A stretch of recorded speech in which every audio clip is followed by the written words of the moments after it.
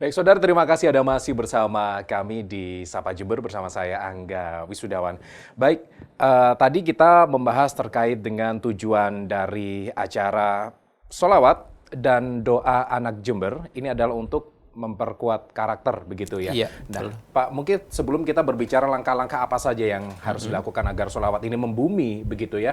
Iya. Pak Mungkin sendiri melihat karakter dari generasi muda di Jember ini bagaimana? Saya kira Jember merupakan bagian dari Jawa Timur dan bagian dari Indonesia dan bagian dari masyarakat dunia. Sebagaimana kita tahu kan anak-anak muda sekarang jauh berbeda dengan ketika saya masih anak-anak dulu ya. Jadi yang namanya banjir budaya dari berbagai akses apalagi dengan media sosial yang ada sekarang sangat luar biasa. Oleh karena itu maka orang bijak mengatakan bahwa generasi muda pada saat ini sebetulnya harus menjadi ikan hidup di tengah banjir. Jangan menjadi ikan mati di tengah banjir. Menjadi ikan hidup di tengah banjir, ketika banjir terjadi, maka ikan hidup itu akan bisa berlindung. Mungkin di belakang batu, mungkin di dalam rongga. Ya ini mereka bisa menyelamatkan diri. Tetapi ketika anak-anak ini tidak memiliki karakter, tidak memiliki jati diri, maka dia akan menjadi ikan mati di tengah Terbawa arus. arus Ini akan begitu. terbawa arus yang tidak semuanya itu positif, tidak semuanya sesuai dengan budaya bangsa dan lain sebagainya. Oleh karena itu maka saya kira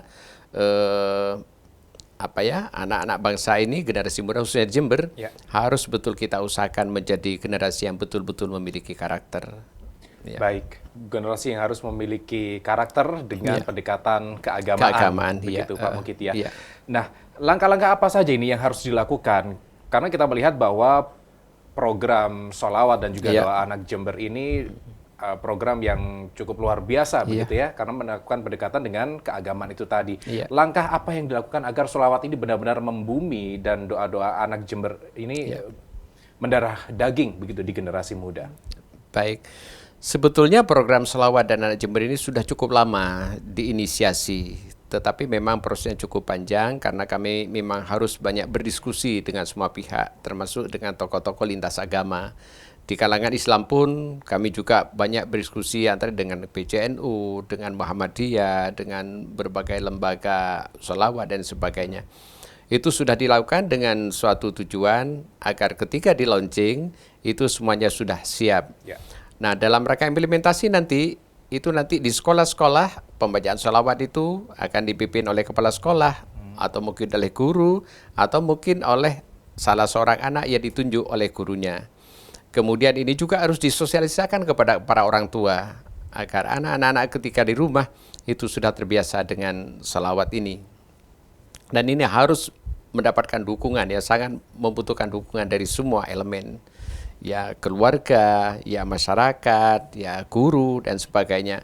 Karena ini merupakan sebuah keinginan yang sangat besar menurut saya sehingga segala sesuatunya harus betul-betul dipersiapkan dengan matang dan masyarakat harus siap untuk menjalankan semua program ini. Baik, tadi Pak Wabub menyebutkan bahwa acara ini juga melibatkan tokoh agama, Ya. kemudian juga seluruh lembaga pendidikan. Lantas sebenarnya peran masing-masing dari lembaga pendidikan dan tokoh agama dalam program ini bagaimana, Pak Wabub? Ya, para tokoh agama itu sebetulnya sama, artinya memiliki sebuah keinginan bagaimana generasi muda ini menjadi generasi yang dekat dengan ajaran agama.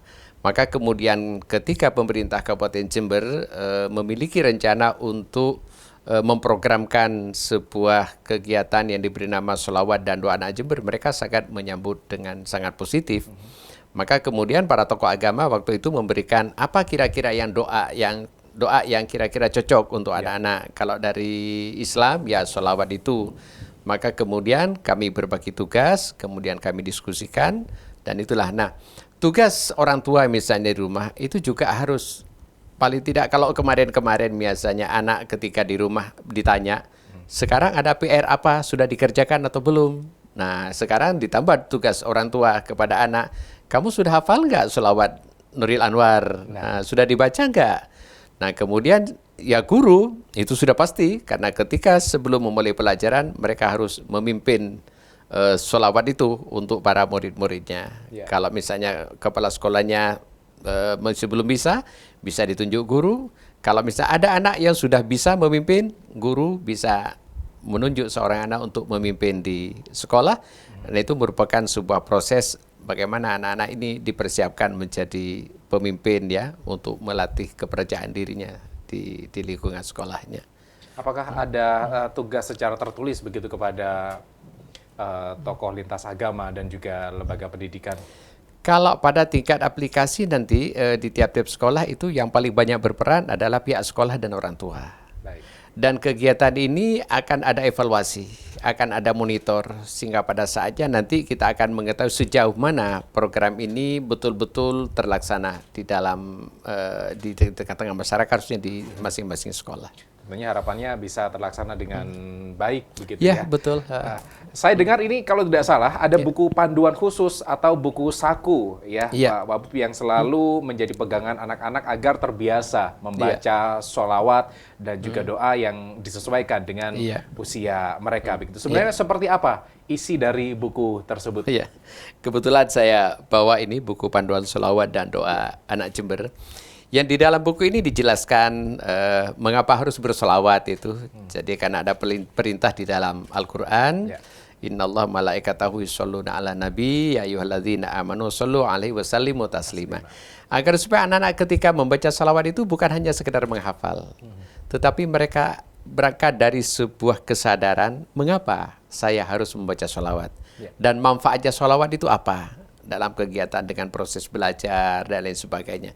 Sehingga dengan adanya buku panduan ini akan menjadi sebuah pendorong ya bagi anak-anak, sehingga ternyata membaca salawat itu tidak hanya sekedar kita baca salawat ya, tetapi ada hal-hal yang mengapa anak-anak harus membaca salawat dan fadilahnya, keutamaannya itu apa, itu di dalam buku panduan ini apa. Ya ada ya, termasuk juga di dalamnya doa-doa tentang dari agama Islam, Buddha, Hindu, semuanya sudah lengkap di sini. Baik, karena memang program ini tidak khusus untuk satu agama saja, tapi Betul. seluruh agama yang ada Iya. di Kabupaten Jember, panduannya dengan satu buku. Dengan satu buku ini. Dan perlu saya sampaikan bahwa sebetulnya agamis dalam sini perlu disampaikan juga agamis dan inklusi. Ya. Ya, jadi tidak hanya sholawat saja, tetapi dari lintas agama juga tercover di dalamnya. Ya. Oke, baik. Pak Mukif, apa sih keistimewaan tertentu dalam sholawat dan juga doa yang dipilih oleh tokoh lintas agama dalam program ini? Tapi sebelum dijawab, kita break sejenak. Oke. Pak Wabub ya, tetaplah bersama kami saudara di Sapa Jember.